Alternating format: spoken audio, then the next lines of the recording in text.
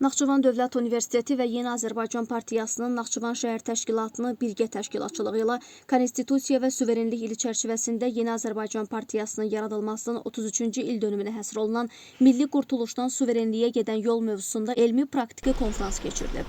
Tədbir ümummilli lider Heydər Əliyev və şəhidlərin xatirəsinin bir dəqiqəlik sükutla yad edilməsi və Azərbaycan Respublikasının dövlət himninin səsləndirilməsi ilə başlayıb.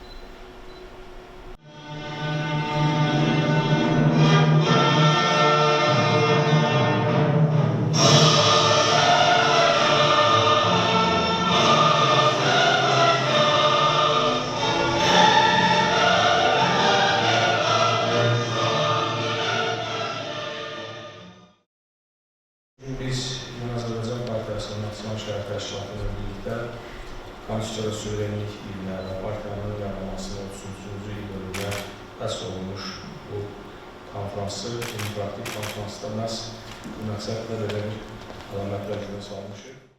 Konfransa giriş sözü ilə açan Naxçıvan Dövlət Universitetinin rektoru Elbrus İsayev bildirib ki, Azərbaycançılıq məfkurəsi xalq iqtidar ordu birliyinin möhkəmləndirilməsində mühüm ideoloji dayaqlardan biridir.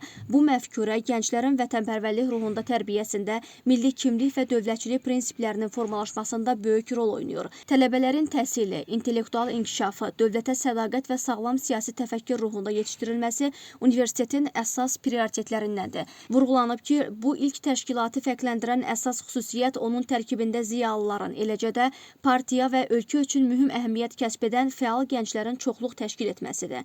Nəzərə çatdırılıb ki, partiyanın gələcəyinin təmin olunması, mövqelərinin qorunması və daha da gücləndirilməsi məhz bu gənclərin üzərinə düşür.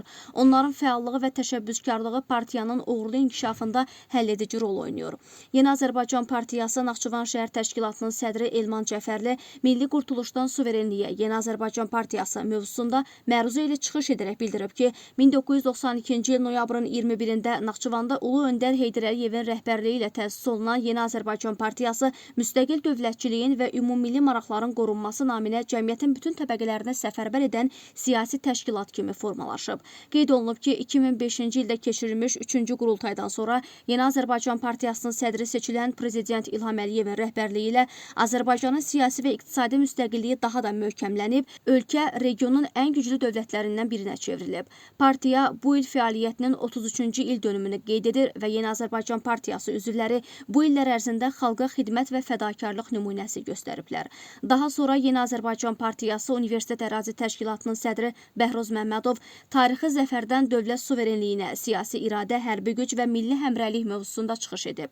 Naxçıvan Dövlət Universitetinin professoru Hacı Fəxrəddin Səfərli isə 30 yaşlı konstitusiya və suverenliyin bərpası mövzusunda məruz edib. Yer quruluşu və daşınmaz əmlakın kadastri ixtisası üzrə 4-cü kurs tələbəsi Salih Zamanov Yeni Azərbaycan Partiyası xalqın inam ünvanıdır mövzusunda çıxış edərək gənclərin partiyaya olan etimadından danışıb. Sonda Yeni Azərbaycan Partiyasının 33-cü il dönümü münasibəti ilə partiya üzvlərinin mükafatlandırılması, eləcə də partiyaya yeni qəbul olunan üzvlərə üzvlük biletlərinin təqdim olunması mərasimi keçirilib.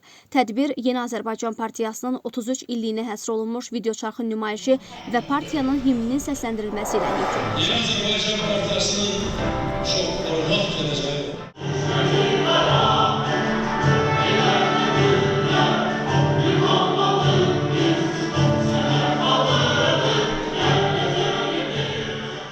Badəm Əliyeva, Fəxriyə Səyyadova, Musa Süleymanov, NTV Xəbər.